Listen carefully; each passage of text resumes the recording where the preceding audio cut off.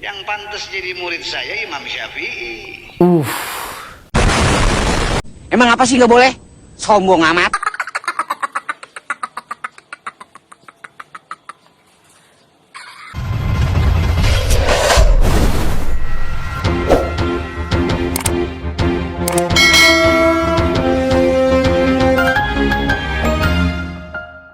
Minasyaitonirrajim. Bismillahirrahmanirrahim. Teman-teman, kali ini ada satu pembahasan mengenai Habib.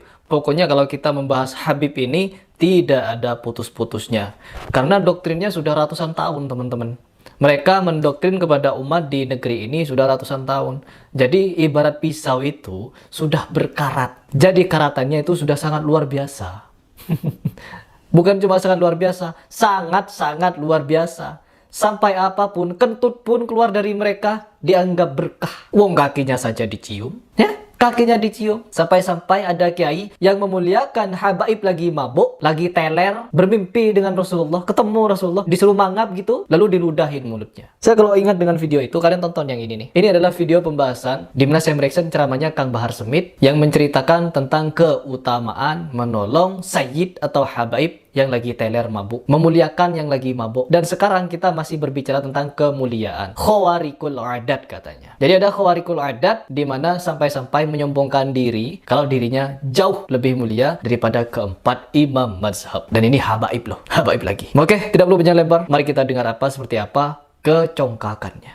Saya aja dibilang begini, ente nggak pantas ya Hasan. Ente nggak pantas ya Hasan. Oh, ini Habib Hasan, Habib Hasan As-Segaf. Habib Hasan As-Segaf menceritakan tentang Al-Imam Al-Qutub Al-Hafiz Al-Musnid Profesor Dr. Habib Abdullah bin Abdul Qadir Bil-Faqih. Panjang. Emang kalau nama-nama terlalu panjang tuh dan julukan-julukan di depan akan lebih sakral ya teman-teman. Al-Imam Al-Qutub Al-Hafiz Al-Musnid Profesor Dr. Habib, ada 7 titel yang disematkan kepada nama Abdul Qadir bin Abdullah bin Abdul Qadir Bil-Faqih. Lanjut. Jadi murid saya. Yang pantas jadi murid saya Imam Syafi'i.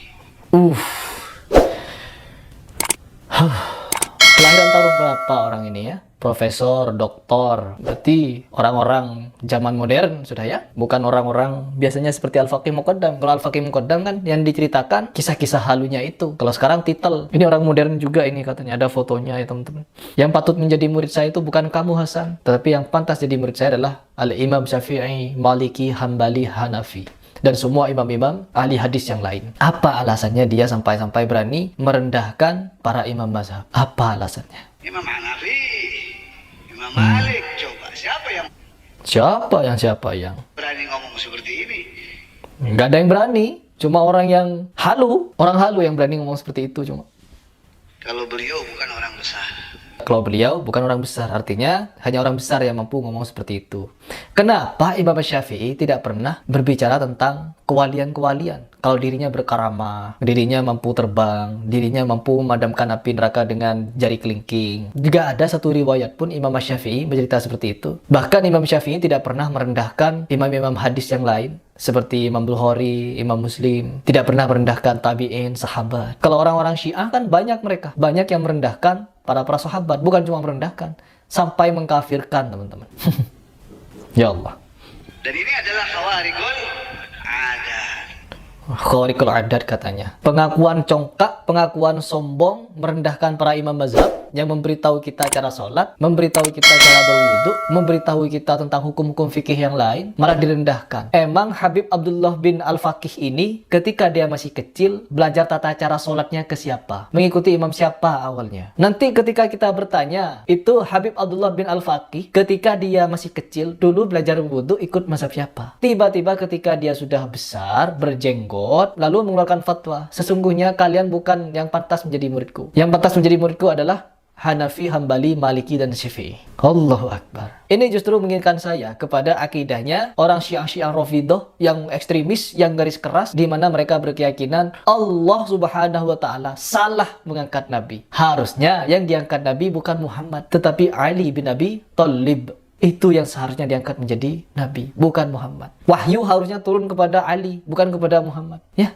Siti Aisyah dikatakan penzina, dikatakan pelacur dan lain sebagainya. Abu Bakar As-Siddiq dinyatakan orang-orang kafir. Umar, Utsman, Abu Hurairah dan sobat-sobat yang lain banyak yang dikafirkan oleh mereka. Saya ingat kepada perkataan itu loh. Ya, mendengar pernyataan seperti ini, saya jadi teringat kepada orang Syiah yang melaknat istri Nabi beserta para sahabatnya. Allah, kalau kalian ingat kepada apa? Ya, ketika ada statement, kalian tidak pantas jadi muridku.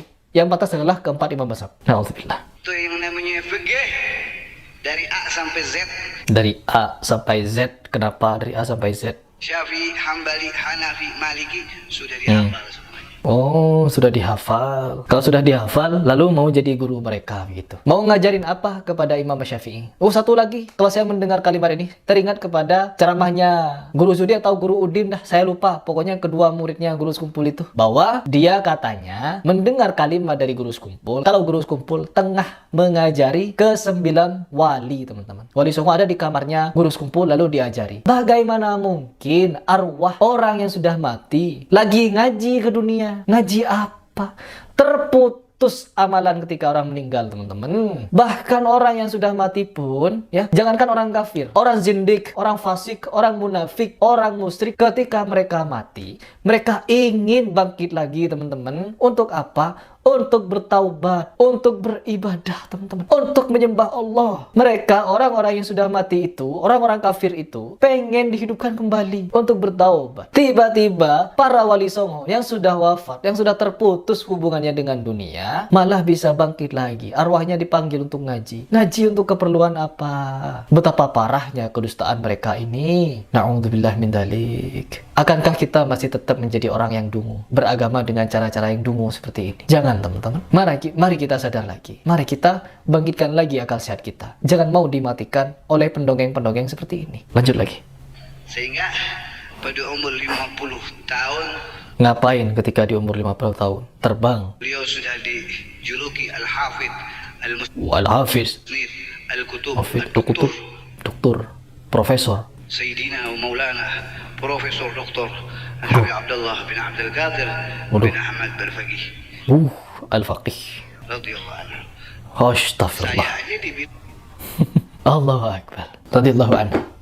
Profesor Doktor. Ini adalah kengacoan yang benar-benar nyata, ya. Di mana kengacoan-kengacoan seperti ini tuh kebanyakan hadir dari kalangan-kalangan Bani Ba'alawi. Kenapa bersumber dari mereka semua kengacoan ini, ya? Sehingga apa? Para buya-buya, kiai-kiai, gus-gus yang berafiliasi dengan Habib-Habib ini, berafiliasi dengan Bani Ba'alawi, pasti pemikirannya sama. Kalau tidak merendahkan Nabi, merendahkan para sahabat. Kalau tidak merendahkan para sahabat, merendahkan para tabi'in, merendahkan para imam-imam hadis, merendahkan imam mazhab, merendahkan wali songo bahkan. Terjadinya cuma ya di Bani Ba'alawi ini. Terjadi di kalangan mereka saja. Sampai-sampai kita orang Indonesia ini yang taklid buta kepada mereka sudah tidak mau belajar lagi tentang kebenaran. Malah mereka mencari pembenaran, teman-teman. Ketika berdialog dengan saya, yang dibawakan hadis-hadis palsu, hadis-hadis mungkar. Allah, apa-apaan ini? Apa-apaan?